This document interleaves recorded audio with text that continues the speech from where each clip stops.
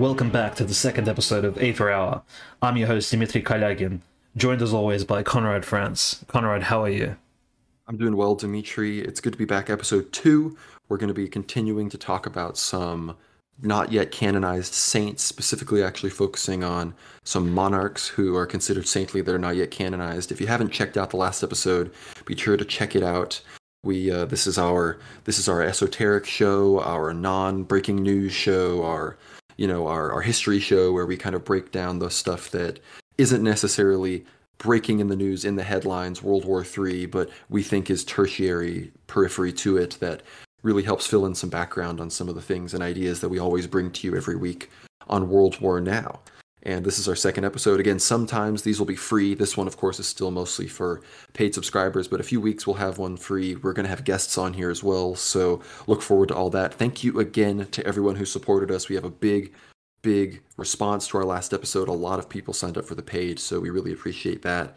But with all of that being said, unless you have anything you want to maybe tap people in about the last episode, Dimitri, let's dive into some uncanonized monarchs.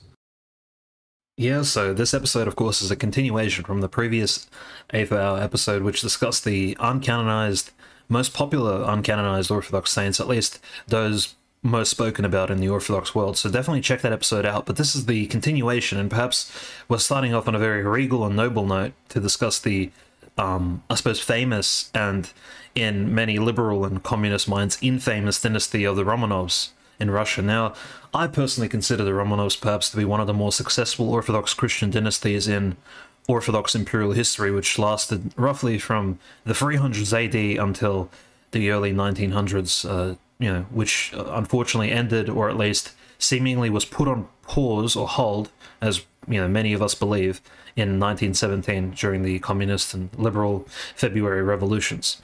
Now, the Romanov dynasty, of course, was mostly famous for its 300-year reign over the Russian Empire, and of course bringing the Russian Tsardom into its, I suppose, imperial stage. Many consider the word Tsardom and empire to be synonymous, myself included, but just for the sake of historical accuracy, the Russian Empire was, of course, came to the forefront through the Romanovs. Now, why are the Romanovs significant? I suppose it's important to begin for folks to understand that the previous dynasty that ruled Russia, the Rurikids, or those who came from, say, Rurik, the ancient Rus conqueror, as well as Saint Vladimir of Kiev, who baptized the Russians into the Orthodox faith, that dynasty continued on to rule Russia for over 800 years, ending in the late 1500s. Now, the reason why it ended was because the last senior member of that dynasty, and he was actually a saint, Saint Fyodor Ivanovich, the son of Ivan the Terrible, the famous Tsar. He was actually childless. Now, it's interesting that the last dynasty ended on a saint, and this saint is canonized in the Orthodox Church, broadly venerated, a great miracle worker in his own right.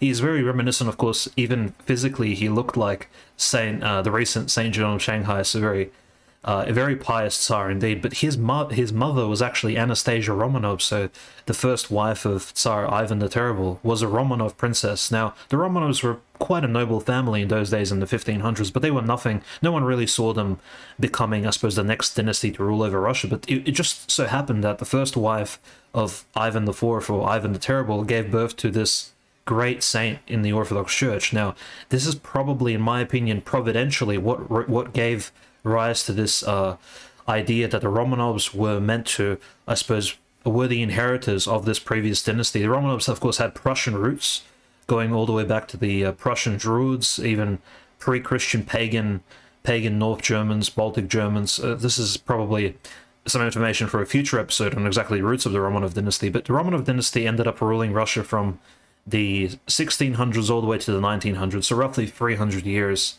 And it gave us, of course, the last Tsar, which St. Nicholas II and his family greatly venerated and very honored in the Orthodox Church.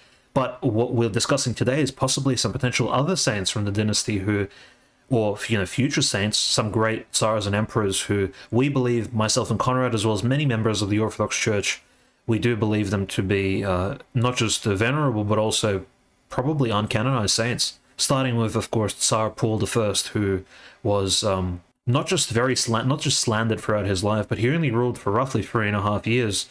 But he was also, of course, assassinated by a Freemasonic conspiracy, together with some machinations from the British Empire and perhaps even some French revolutionary pressures as well. Very mysterious circumstances to his death, but most importantly, I think what to say about Emperor Paul was that he was greatly slandered, not just during his life, but also afterwards. Modern historians, liberal, communist, and even patriotic Russian historians paint him in a very negative light.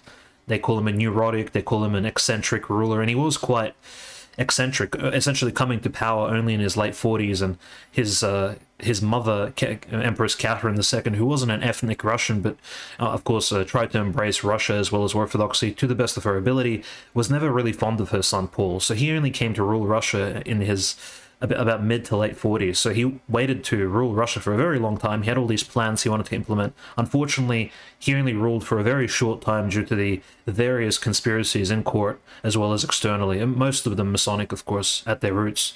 And he ended up actually getting assassinated for his duties. And some interesting accounts, unpublished yet in the English language, speak about his pious attendance at liturgy, especially in the early years. He would attend every single liturgy on every Sunday, and he wouldn't miss a single service of the year, not a single feast day. He would keep to the Lent. He would, of course, fast very strictly, and he would attend every liturgy dressed up in full imperial regalia. So the same regalia you would see in the famous photographs when, you know, the actual imperial crown, the imperial mantle. This is the mantle with the white and the black spots on it, the gigantic mantle, and he would actually attend liturgy in that mantle. And throughout his 3-year reign, towards the end, he actually, slowly but surely, it's almost as if, kind of expecting his own death, he would wear more and more humble clothing. Not that he couldn't wear, of course, full imperial regalia, or that was somehow wrong, but he slowly, eventually, he just came to the liturgy dressed in regular citizen clothing, and interestingly enough, was assassinated shortly afterwards. So, a very pious Tsar. Many things are, of course, unpublished about him in the English language, but